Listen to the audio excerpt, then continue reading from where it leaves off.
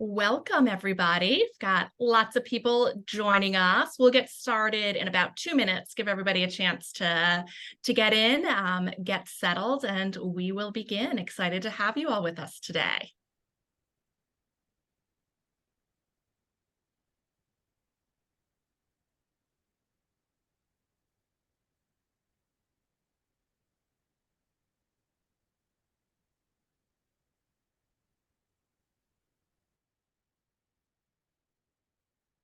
All right, it is just now at 10 Central. We'll get started in about 1 minute. I just see lots of people are still joining and still getting audio set up. So we'll give everybody just that minute and then we'll go ahead and begin.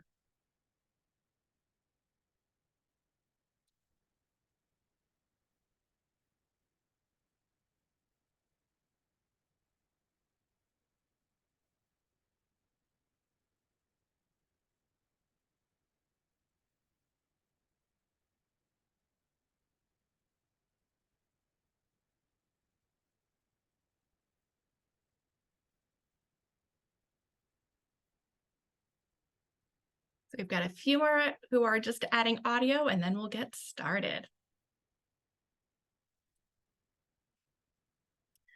Great. Well, welcome everybody. So excited to have you here as part of our November Professional Learning Power Hour.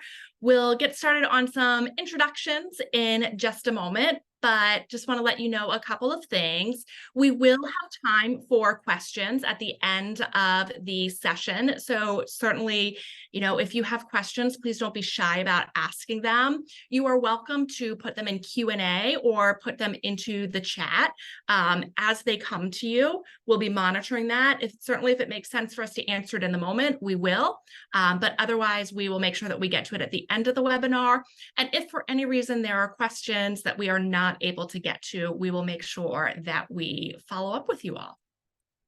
All right, so let's go ahead and get started. So at Rivet Education, our vision for our K-12 education is that every educator receives the best resources and support available to provide all students with the educational opportunities they want and deserve.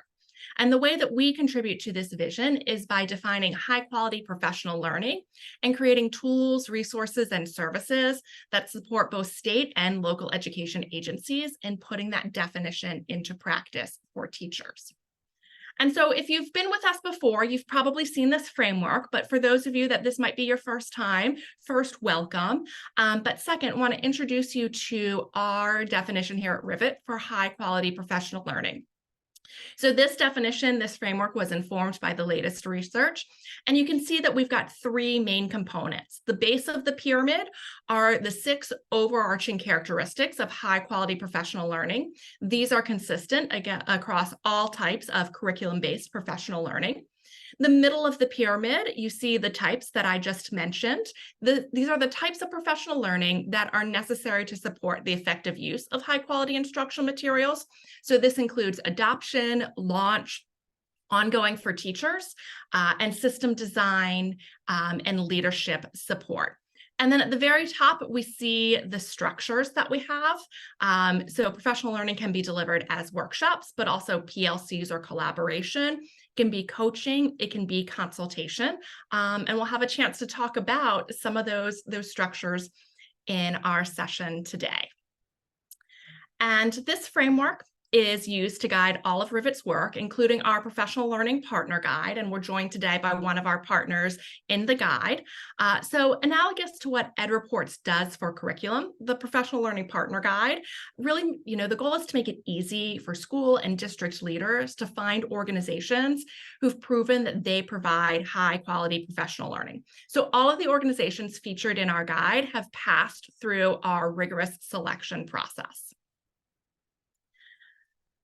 And then that brings us to today and, the fact that we've got one of our partners with us and one of their district partners for today's session.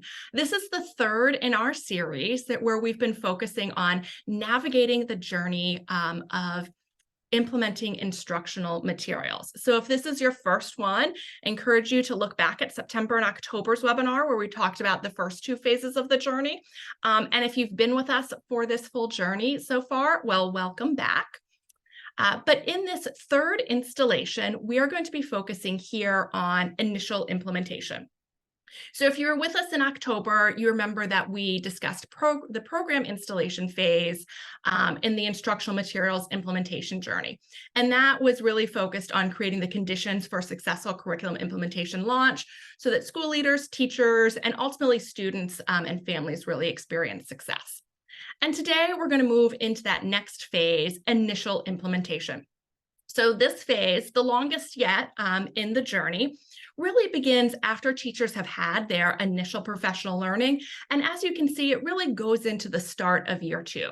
And in this phase, what's really common is that we have early excitement and successes are tempered by fear of change, inertia, and some of those initial early challenges that may come up. So we're very excited to have a district NPL provider talk to us about how they navigated that journey today. A couple of things that I just want to make sure that we mention about what this means at the district leader phase. This is where, the proverbial train can go off the track. And the goal is, of course, to prevent all of the hard work that you've done up to this point from crumbling. And so just want to, take a moment to emphasize that, with district leaders, we want to make sure that there are really 3 big things that are happening. The district leader is, of course, continuing to reinforce the expectations for using the high quality instructional materials with fidelity, even when that work gets hard. This is the phase where we really start to see it get hard. And so it's really important that teachers are using the curriculum as intended. They're not starting to modify it. That can lead to inconsistent classroom experiences and student achievement. You, of course, also want to make sure that you've got a comprehensive professional learning plan in place. So teacher professional learning, it should be frequent, it should be job embedded, and really focusing on that unit and lesson internalization. And then as a district leader, this is where you really want to make sure that you're monitoring implementation and providing that regular feedback to teachers and your leaders.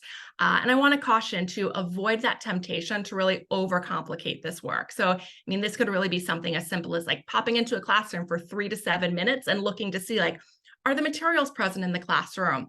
Is the lesson that you see happening in the HQIM? Are students engaging in the tests or the texts in those materials? And are they doing the majority of the work? So I'm excited that we are joined by 3 guests today to really give us the insight to their experience in this phase. So I am joined by Janice Lane and Kelly Menard from Amplify.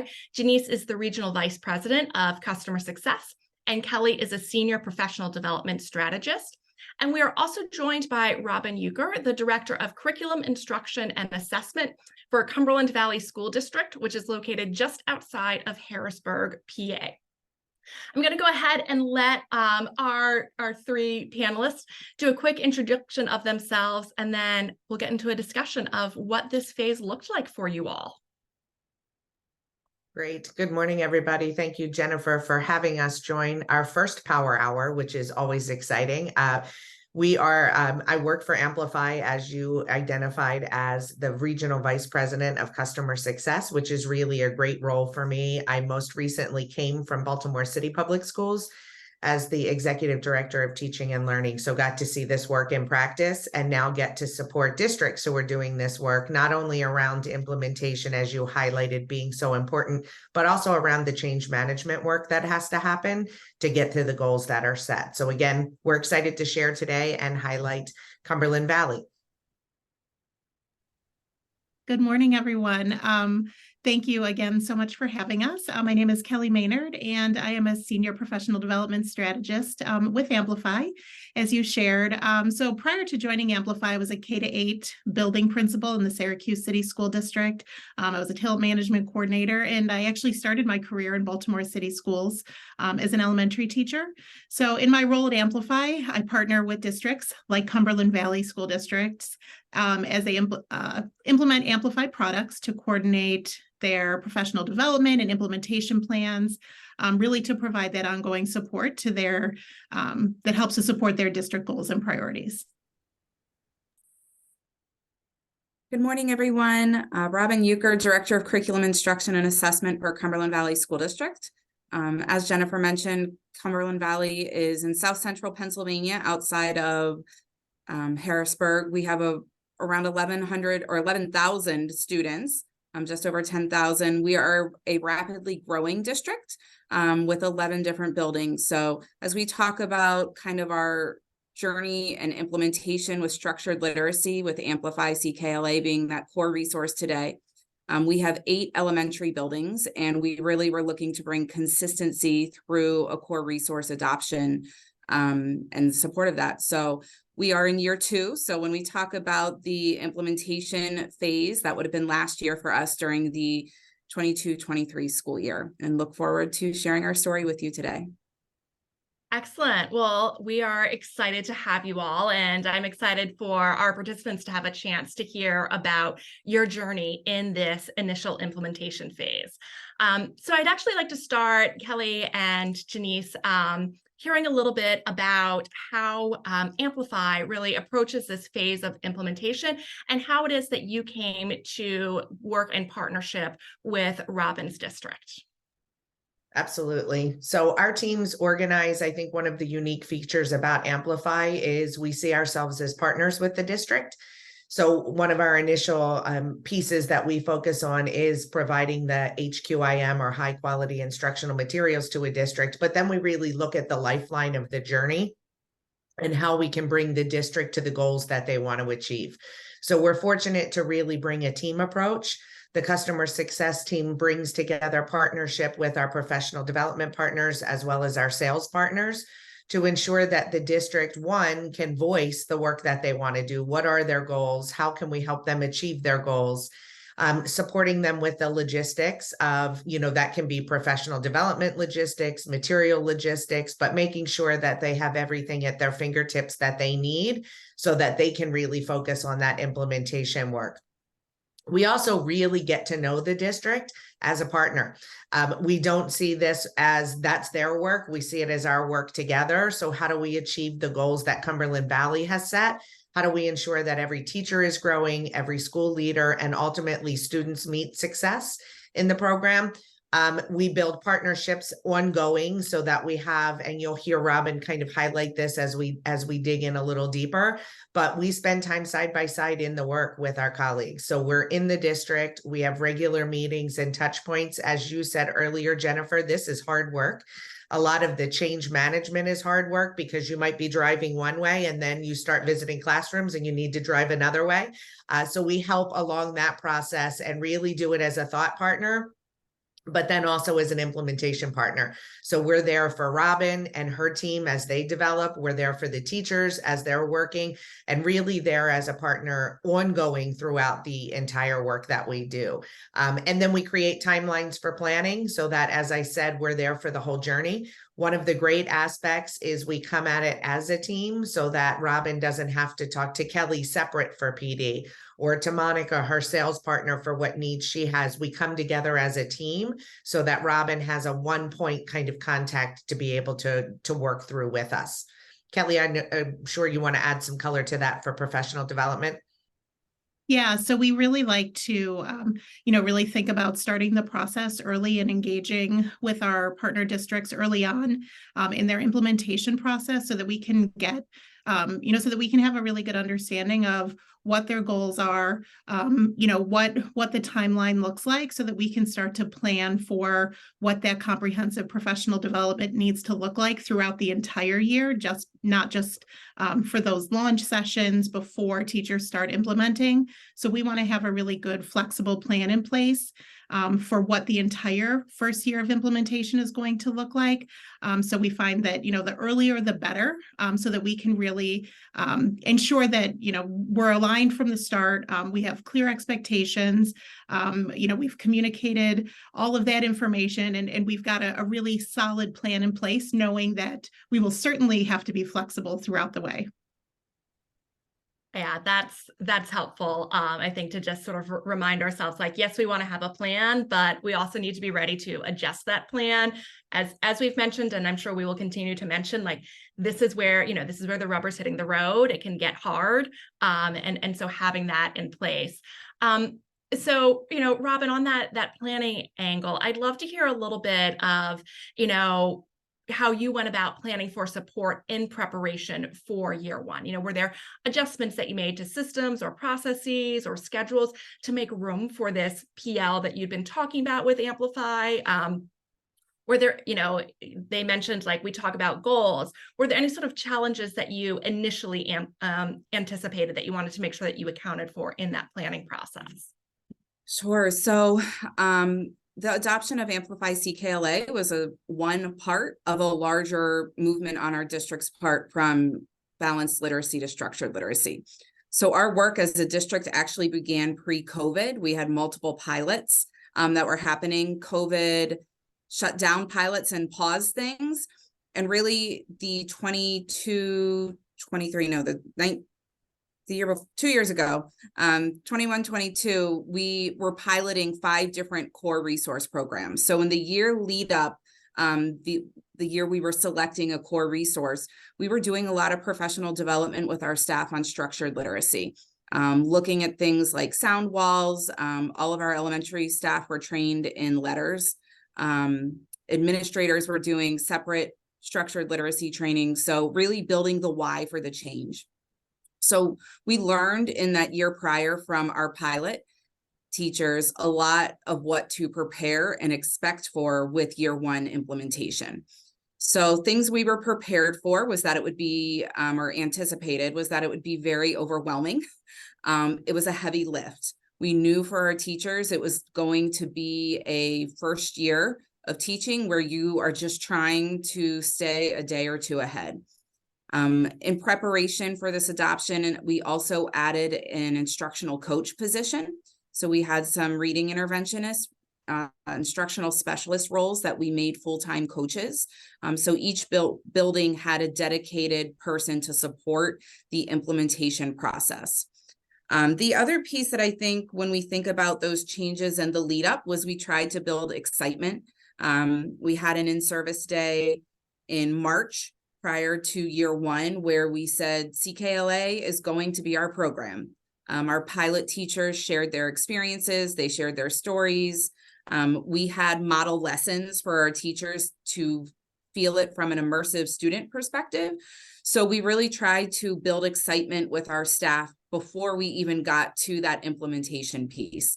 The other thing we did was we learned from other districts. So not only our pilot teachers, but we talked to lots of other districts. And one of the things I learned from them was don't do your teacher initial training the day before school starts.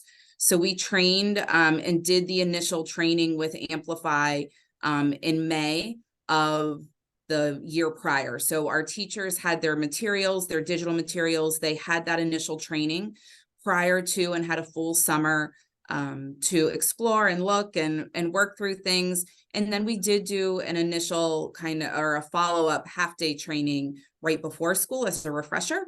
But, we thought about what that intentional capacity building plan was for our teachers, for our principals, for our instructional coaches. The summer prior to implementation, we did administrative training so that our principals understood the program and really looked at using the experience of our pilot teachers to plan for and help inform year one. Janice and Kelly both talked about the we and the partnership that really exists with Amplify. We began weekly meetings with Kelly, our sales rep, and a customer support success person.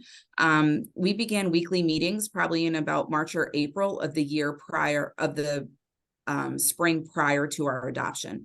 So we met weekly all through the summer. And then really we met weekly probably for a solid 7 or 8 months. And then we moved to bi-weekly meetings. And just this past week, I said, maybe we don't need bi-weekly meetings anymore. And we can go to every 3 weeks. What do we think about that, team? But it's been great to have that dedicated piece to be flexible, to be responsible, and to get that information. So as we think about what our planning and preparation was for year one, it very much was learning from the experience and then trying to be proactive and responsive with that early initial training and implementation, I guess. Yeah, that's helpful. And I like that you mentioned, like, we want to make sure there is that early excitement, like that is still very present in this phase.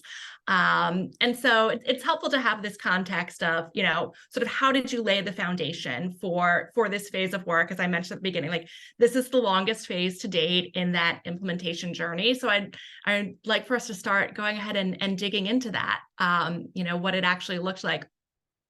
One of the things that I'm thinking about is like, as you think about that professional learning plan that you had for year one of implementation, how are you thinking about providing teachers with that dynamic support for their curriculum? What was that, you mentioned there was the training before the school year started. But as teachers are now using the materials, what did that professional learning really look like for them? Yeah, so professional learning, I would say, was multi-pronged in approaches. One of the things that was very clear from district administration, from our superintendent, assistant superintendent down, was that CKLA implementation was the only thing on teachers' plates. So when there were other things that were put forward, nope, save it for next year, find another time. So we dedicated all of our in-service days and one of our faculty meetings a month to professional learning around CKLA implementation. So working with Kelly and our Amplify team, we had laid out with our in-service schedule, we had identified specific training offerings they had. And then we also did Amplify coaching twice during the year from an implementation perspective. So the job embedded coaching provided by our instructional coaches who were in modeling lessons, who were answering questions, who, when we were partway through unit 2, we were realizing that our teachers were sunk and couldn't read ahead. They started shifting and we started doing the unit preview planning with them in a grade level meeting. So that was a piece that, working with Kelly and our Amplify team, we knew was important. Our teachers were struggling with it and we were able to use our coaches. And ultimately we ended up aligning one of our PD planning sessions with Amplify trainers around that unit planning process and be responsive to those needs. So we had a plan. It was adaptive and some different things were built there, but that dedicated time throughout the year certainly supported that year one of implementation and allowed us to be responsive in a variety of ways. And Jennifer, if I can just add there quickly, I think one of the things that's most impressive in working with Cumberland Valley's leadership was really that nugget that Robin shared around the focus work. That yes, there are 10,000 other things happening in the district, but when you make an investment like this with changing the way practice happens, the way teachers engage, the way leaders engage, you really do need to put those guardrails around time so that people can focus and get that work done. And I think they were incredibly thoughtful around the work, as Robin framed from the very start to even where they are today, around how are they engaging their stakeholder voice. So they learned from their pilot teachers, and then even in beginning implementation, they were listening to what teachers were saying, whether that was through surveys, through principal feedback, their coach feedback, the professional development, et cetera. But they were really focused and nimble, right, in being able to deliver what they wanted to. But I think most impressive, being able to name this as the focus and stick to that focus so that when folks tried to turn another way, they could constantly go back and all of their stakeholders, whether they were their principals, their central office, the board, et cetera, knew what the focus was and where they were driving towards. And I think one of the things that made the implementation in Cumberland Valley's in year one so successful was the amount of information they also were able to provide us as an Amplify team. So when we were thinking about the professional development, whether it was the structured sessions or, more flexible coaching sessions, Cumberland Valley really did an outstanding job of providing us with, really great district specific information that then we could utilize with our facilitators who were going to be working with their teachers to be able to make sure that those folks had a really good understanding of what are the district priorities, what are the expectations, and to be able to, infuse those pieces even in our more structured offerings. And then certainly that ability to kind of remain flexible so that, we were planning ahead with those coaching visits so that it was very much targeted to exactly what was happening at that time and what the teacher needs were. And there were times too with some of those structured PD offerings where we would have to make a shift because it just wasn't quite what they needed in that moment. So we would, make a shift and, make sure that the opportunity was something that would address a specific need that their teachers were sharing. So that was something that I think that really made things successful. Yeah, I mean, I think, two things that are sort of surfacing for me hearing your stories is, Robin, you all got to be the experts in your district and work with Amplify and share that expertise. And then Amplify, of course, is the expert in the materials. And so, you said like, look, our priority this year are the materials. That's the only thing we're doing. But you had that expert in the materials by your side to help you, to help your leaders, to help your teachers really address those challenges as they came up in real time. A couple of things that I'm seeing in the chat are just like the level of prioritization is so important, and it can take some courage. There's so much happening in schools and districts, and so to be able to say like, this is our priority, it's a big thing. And so I really commend you all for doing that. And clearly it's working. And then that expectation setting piece, there's that expectation of here's how we're using the materials and that this is our priority. And then there's that expectation of, and you've got someone by your side to really help you navigate this because it is our priority, but that, does not mean then that it's going to be that easy thing. Yeah, I think an add-on when we think about expectations, I was very clear. I philosophically believe any program adoption requires 3 years. Years 1, teachers hate it. It's challenging. Year 2, you need to retrain. You find out what those gaps are. Year 2, you do it better. And year 3, you can fully evaluate it. So we historically as a district sometimes would let go of fidelity or teachers do what you want a little bit sooner. So I've been very clear with our staff, 3 years. And what I just shared with you is what I tell our staff. Year 1, you're going to hate it. It's going to be hard. You're going to want to go back to what you did before. We were very fortunate with the Amplify work, with the Amplify CKLA product and core resource. We did not find that.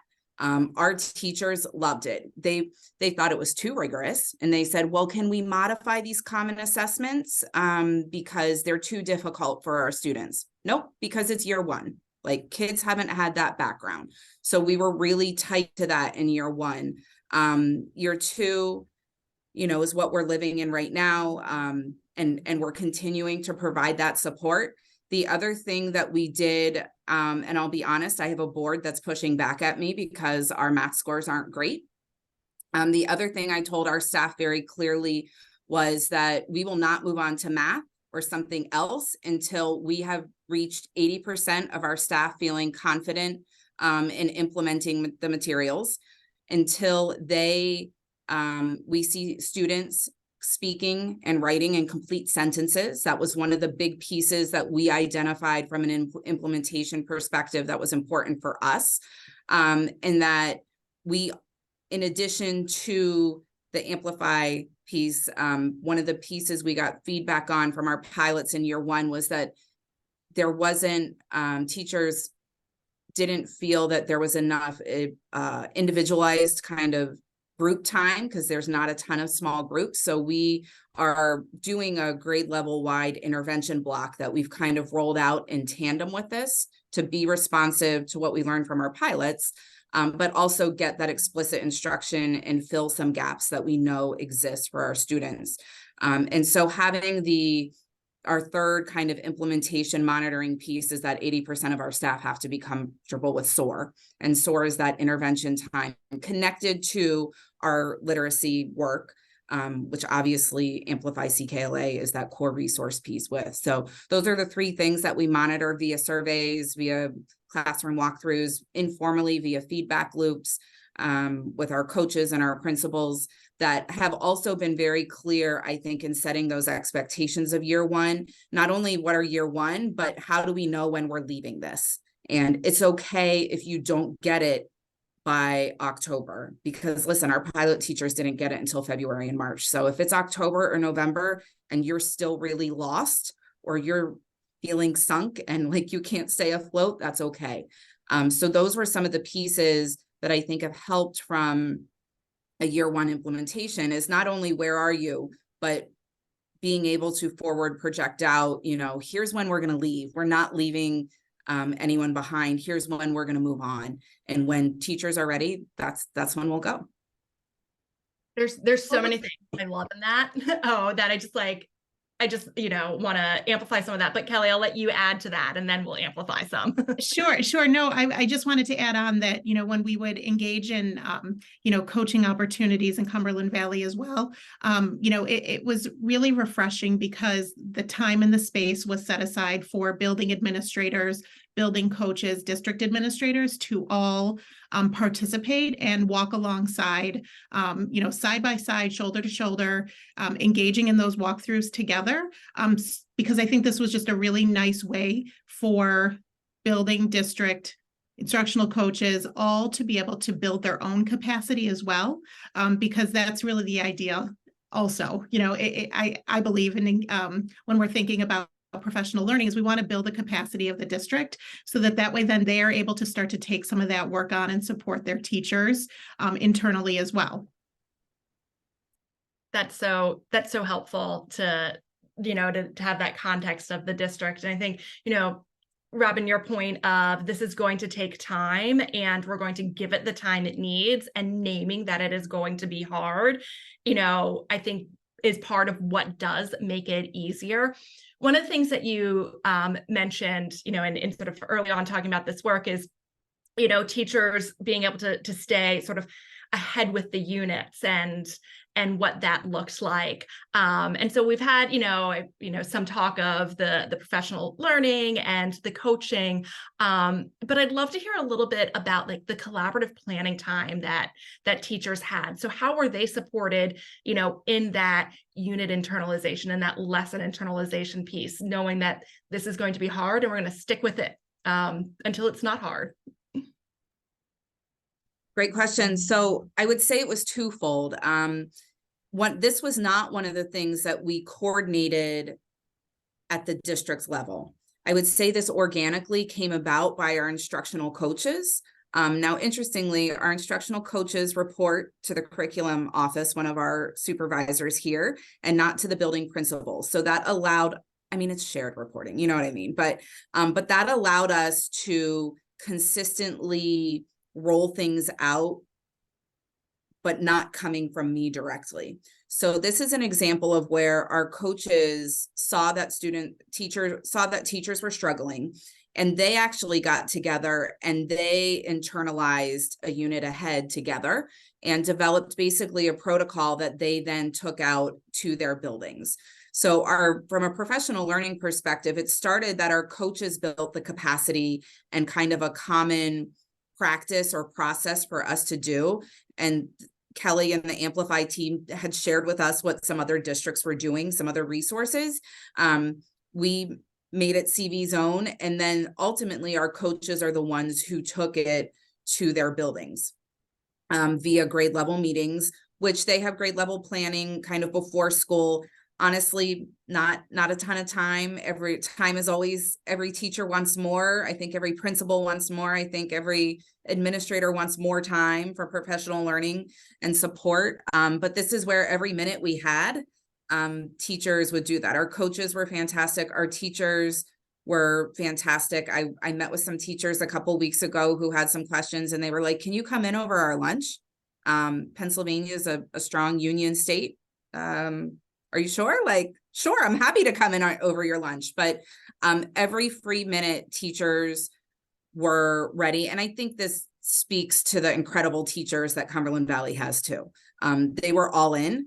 and they were willing to put in that work. They were planning in evenings. They were using every free minute that they had to plan. And one of the things when you look at social media or you follow Amplify CKLA, you see all these fun, culminating activities. You see lots of costumes. And for our teachers, some of them wanted to be there. And we're really struggling that they weren't there. And we said, that's okay. That's not the expectation. The expectation year one is use the program with fidelity, with follow the script, use the script. We often will talk about how we had to shift the narrative that when you have a teacher's manual in your hands, historically, it's maybe not seen as positive because this teacher doesn't know their content. Like why do they need to read the script? So we really had to shift that narrative with our staff, and no, we want you holding and referencing and doing the questions as they are written from the CKLA teacher's manual, because that's what supports the spiral. That's what supports the spiral, not only within the grade level, but across grade levels. And year two, and I know this isn't that's not the focus of today, but year two has been a little bit about where can teachers add their sparkle. So, we were able to preview that and say, here are places that it's okay for you to bring in some. We talked a lot about the science of teaching, and the high quality resource of Amplify CKLA is our science of teaching, and then the art of teaching. And the art of teaching is where teachers can put in their sparkle. But that's not the expectation for year one. Year one is the high quality implementation and learning CKLA, because you don't know what's coming in a way to be able to say, it's a solid instructional decision to make this adaptation to the core resource or not. So year one, do it with fidelity. Yeah, I love the phrase "add their sparkle." I think I'm going to start using that as I'm, talking about, like you said, that art of teaching. But I love that you also, you're right. Like, we're not talking about year two today, but also when you're in year one, it's okay to talk about year two. And it's okay for us to reference it as well, because we want to make sure that teachers know, like, there is a plan. This is a journey. We are on this journey, and here's where we are in that journey. One of the things I'd like to hear a little bit about, you mentioned, Robin, like we're not moving out of this until we know we've mastered it. And you mentioned a couple of things. I'd like to dig in a little bit there about, how you at the district level, and then how your partnership with Amplify also really helps you monitor that implementation. And how did you know that it was, going well, that you were seeing the progress that you were wanting to see? Yes, it's hard, but, we are moving along in this journey. So how were you all monitoring that, and how was Amplify a partner with that? Sure, I would say there were both formal and informal measures of the way we were monitoring. I kind of shared the three examples of what we were looking for. So we did teacher surveys. We did one probably mid-year, January, February timeframe, and then one at the end of the year. And we use those to help begin to personalize our professional learning and the support that we provided our buildings. So when we worked with Amplify and brought in coaching in the fall, we did a series of Amplify coaching in the fall. That was tight from a district perspective, because our goals from an implementation perspective were, are we monitoring the right things, and are we looking for the right things with our principals and our coaches? So our first round of coaching from Amplify was on that fidelity of implementation. What are we looking for, and trying to norm that with our administrative staff and our coaches. So trying to see how do we know what's going well. We also then got great feedback from the Amplify coaches of, hey, from the outside, here's what's going well, and here's what isn't going well. And we use that feedback to inform, I believe we did that in October. We use that feedback to inform our November in-service days, which was already planned. But to Kelly's point earlier, we used the kind of pre-planned structured PDs of Amplify, but the Amplify team was great in saying, okay, this is a specific piece that Cumberland Valley needs.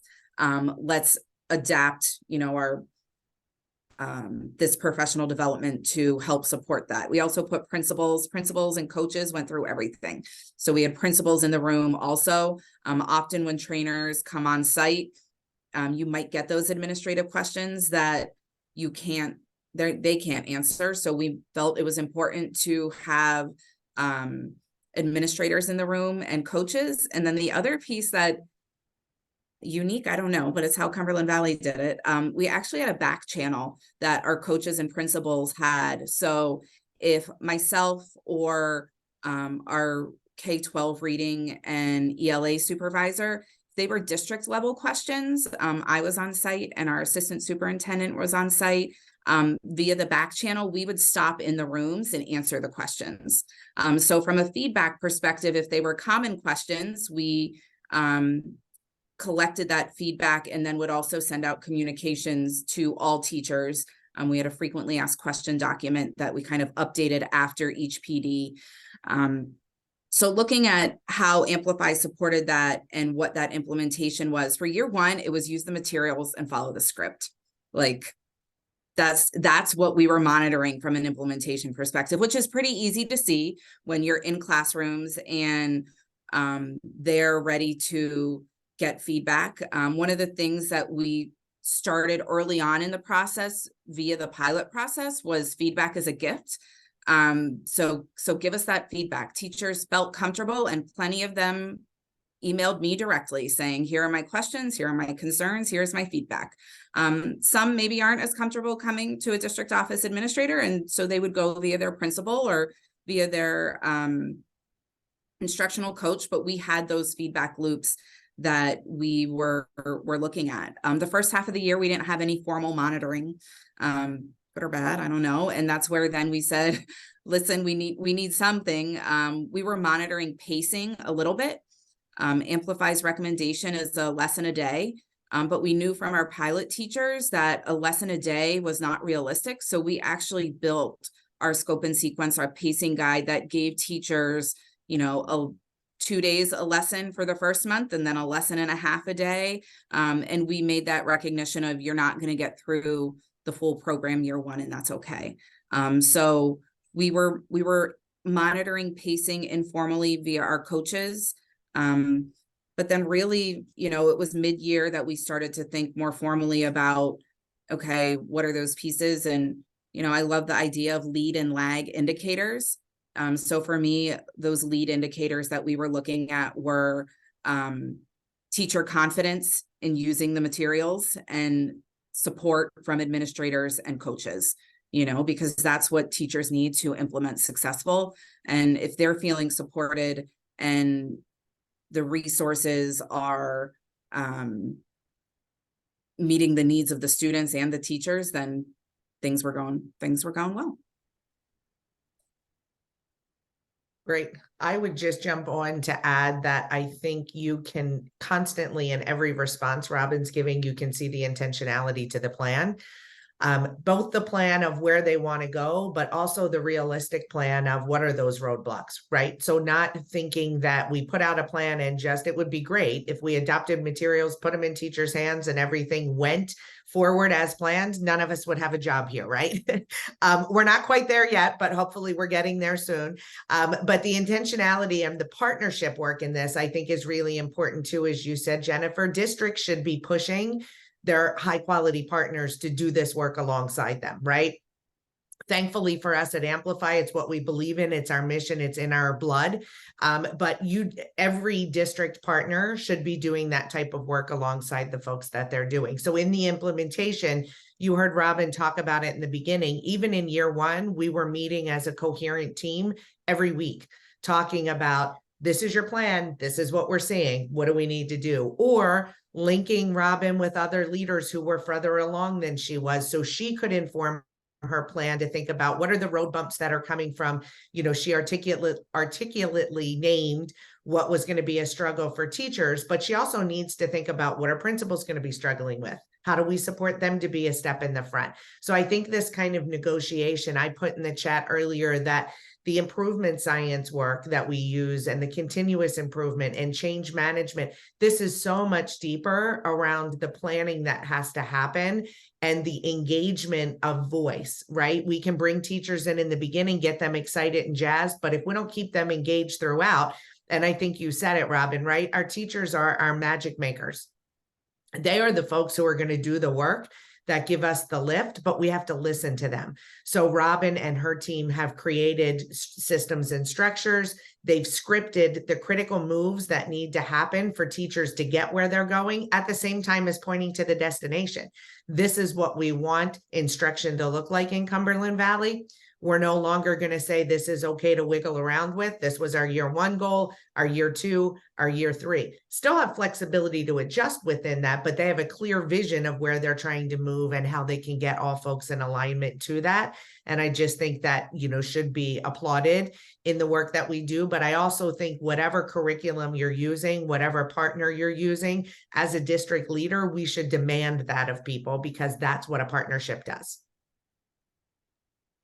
Yeah, and I think there was a really nice level of transparency, especially during those professional learning opportunities and coaching opportunities that Robin mentioned. So, it was really helpful for the trainers who were on site to know that, they didn't have to try to field questions that they simply didn't know the answer to, but that teachers felt supported because they were going to get a quick and immediate answer, even if it was, we're not sure yet. But they heard that from the district level. And I think, when we're thinking about year 1, districts, we provide a lot of resources and different things that they're able to use. And sometimes there is so much happening that we sort of have to look at the end of year 1-ish and start to reflect on, okay, what were all of those things and how might we revisit them as we head into year 2? Because there are so many resources and sometimes like Robin shared, it was just about, is the teacher's guide open and are we implementing with fidelity and integrity today? So, that's sort of some of the work that, we start to do towards the end of year 1 is looking at what were all those resources shared and, how can they now impact the work that the district is doing as they head into year 2. And I think that's some of the, as Janice said, leaning in on the partner to what things do you have available? What resources do you have? What walkthrough tools or, planning guides, curricular resources to help us support our teachers so that we can continue to build our own internal capacity? That's all so helpful. We have a very active chat with some questions, and we've had some other questions come in through Q&A, and I want to get to those. So I've got one last question for our panel, and then we'll move to audience questions. But there have been so many great just like nuggets of wisdom and information that you all have shared today. And so my last question for you is, what is a piece of advice that you have for a school or a district in this phase of implementation?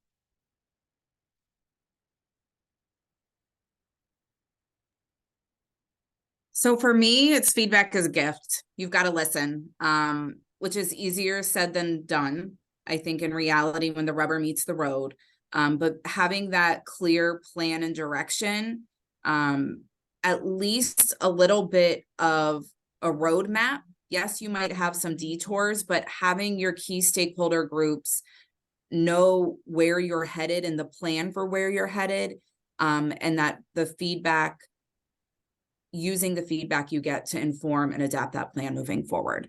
Often, districts will reach out to us and I talked to a district in May and they were like, we think we're going to go with Amplify CKLA and we're just going to roll it out in the spring or roll it out in the summer. And I was like, that's 3 months from now. Like, can you do that? Well, yeah, we just have to pick a product. No, that's not how you do it. And I said that. But anyhow, having that plan, being flexible with the plan based on the feedback that you get because you listen. That was, I want to add as well to really be patient with the process, because it is not something that is going to happen overnight. Implementation certainly doesn't happen overnight. So I think it really is an exercise in patience and thoughtfulness. And I think that it's important to lean on whoever your partner is in curriculum to ask questions, ask what it has been like for other districts, what types of things have popped up. That's what the partner is there for, to be able to provide that type of support. So, I think that that's just a little nugget to help get started. Well, this is a good question, Jennifer. I wonder if we can make it a power hour and a half. No, I'm just kidding. I think the advice, it's so hard to boil down to one nugget, but I think both Robin and Kelly hit essential pieces. I think the thing I would add to it would be to stay grounded in the science, right? We go with, when we're talking about CKLA, of course, it's natural to ground in the science of reading, but I think the science that we know about implementation, about improvement work is critical to get us where we need to go. And then this work around change management. There is no one way to get to the avenue you're trying to get to. We really need to appeal to people's emotional sides, their rational sides. We all have the same goal, right? We want kids to be the best that they can be, but we've got to figure out how to work together, building the systems and structures, the coherent models, the alignment, all of those pieces we've talked about, while at the same time we're charging their souls, because nobody's going to do work that they don't get up in the morning and love and want to do. So we have to constantly dip back to the love of people, the love of kids, and think about the elevation of that work and bringing it forward. So helpful. So much great wisdom shared today. We've got a couple of questions, so I want to make sure we've got some time to answer them. One of them came through the Q&A. For districts that may not have the resources for the ideal amount of professional learning, what are some of the best practices that you use to help you prioritize what you cover with them? So for example, they only have 2 to 4 professional learning days for the school year with a few embedded opportunities. How do you maximize your time with the district? Kelly, you want to start that one? Yeah, sure. So, I typed in a quick answer as well, but I think, one of the things that is going to really be important is to, ask the partner company, what do you have available? What walkthrough tools, what planning supports, take advantage of whatever types of offerings they might have, whether it be webinars or informational types of sessions, because I think as much as we can engage building leaders, instructional coaches, whoever is supporting and leading teachers, to be able to start to do the work sort of ahead of the teachers to gain that information and knowledge so they can start to plan ahead, think to what do I need to ask of my partner before, teachers get to this point so that I can, really feel like I'm able to support them in that way. Is I think probably a really good start. We have, we work with lots of districts who have a varying level of professional development time available to them based on their calendar or funds.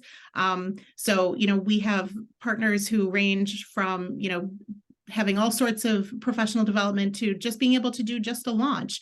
But we, working to continue that partnership, asking for those, regular check-ins with the partner to be able to, gain whatever types of tools and resources are available, I think is something that, is really valuable for the district. That's helpful. Thanks. Another question I see in the chat: how do you help teachers see and feel success early and middle years in this process? I think it's hard for teachers to stay in it when they aren't feeling a high level of self-efficacy or seeing increased testing outcomes right away. Great question. So for us, we use the hashtag CV literacy to share our teachers' stories. So we shared successes, we celebrated them, we asked them to share what was happening in their classrooms, and that brought attention to the highlights that were happening, because there were lots of things happening. I think for the other thing for us was teachers, one, we didn't focus on test scores. because I set our board, our superintendent, our assistant superintendent, I set the stage and I told our teachers, you're going to get an implementation dip. That's likely going to happen. That's another reason we do 3 years. The fact that we had no implementation was something we celebrated the heck out of. But our teachers, as they got into the program and seeing what explicit instruction for students did, combined with the targeted instruction that they were getting in SOAR, our teachers saw students' success earlier in the year than when they did compared to other students or previous years. So there was a lot of trust the process, but I think them seeing that success, and really they had the stories also from our pilot teachers of seeing some of those successes to trust the process. But our principals, our coaches, the other thing we did was we didn't give any corrective or negative feedback when administrators came into rooms. The only feedback we gave was positives. Great job using your manual. Great job prompting the student to speak in a full sentence, a complete sentence when answering the questions. So focusing on the positive, because it is hard, and recognizing that, and really being appreciative. The superintendent or assistant superintendent and I did celebration videos with pictures. We did those twice during last year. Our superintendent does a Friday email to all staff. It was probably this time last year when things were tough, and I was like, can you please call out CKLA and the work of our elementary teachers? And he did. So it is hard, and you just have to recognize that and stay positive. And I would add there, Jennifer, that in all that you just heard from Robin, you see the through line of all the work, how it's connected together, right? So this piece around, small celebrations, finding bright spots and elevating them, I think it's connected to their transparency. So in the beginning, they were able to name, this is our focus, this is what we're sticking to, and then could elevate when they saw people doing that, to the very point she just made of, here's a teacher using her manual to help guide the instruction, right? That may not seem like a huge celebration, but it's giving to teachers that I've set out an agenda, I'm sticking to it, and I'm giving kudos around that. And we all know that teachers listen to other teachers. So being able to elevate teacher voice in some way in that work is really great, so that you get to, we don't like to use the F word, fidelity, because sometimes that upsets teachers, right? But we use the word integrity as well, that they're sticking to the integrity of the curriculum, because you heard it earlier about the teacher sparkle. We want teachers to have that. That's why we've created the foundational work within the curriculum that allows them to now think about their students and their needs based around the data and sparkle from there. But they don't need to now spend 45 hours trying to find a lesson to supplement something, because again, the science shows the coherency of the curriculum, the spiral, et cetera. So that idea around transparency of, again, naming what you want, supporting the systems and structures around it, elevating the practice when you see it. And in this example, Cumberland Valley has been an exemplar because it's not Robin alone, right? You heard her just talk about her assistant superintendent, her superintendent, teachers talking about this being a learning process and being okay to take those stumbles and know what's going to happen in a year and adjust from there. Yeah. Thank you all so much. So many great things, shared, and just the, it was mentioned in the chat, but just want to elevate like the cohesion that you all had in undertaking this work together is just apparent and inspiring, and appreciate you all elevating that. And I think, Robin, I think another thing that I want to elevate that you mentioned, and how do you support teachers when this is hard, is that, again, you said, this is our priority this year. So it's hard, but we're also not having you navigate other things that are also hard. This is going to be the hard thing that we're doing. We are just about at time. So I just want to close out with a couple of things today. This has been such a fun panel to moderate. So thank you so much, Janice and Kelly and Robin, for sharing your story and your approach, and just giving us some insight into how you navigated this phase of implementation, especially given that, we said up front, like, it's not the easy one, but certainly I feel very excited about the potential to make it easier when you've got all of those plans and that partnership in place. As we close out, I just want to highlight a couple of resources from Rivet Education to help make this work easier.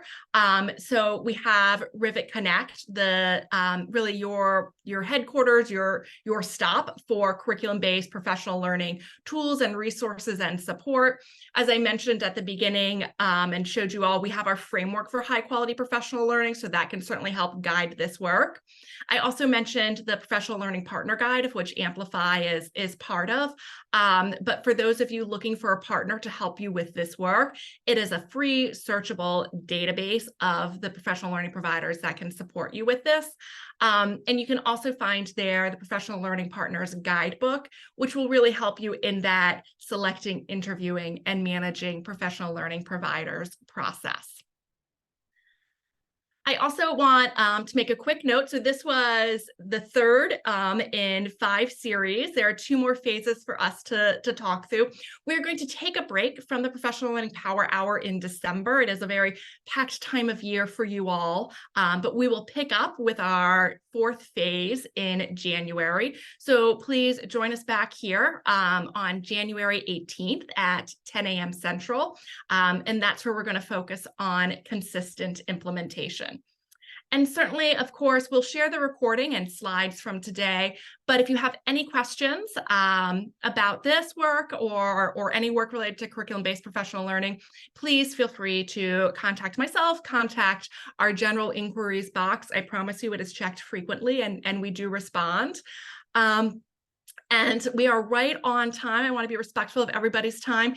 Thank you so much again, Robin, Kelly, and Janice, for joining us today. I've just enjoyed having a chance to talk about this work with you all and have appreciated your willingness to share your story with us. Thank you. Thank you. Thank you, everybody. Have a great rest of your day.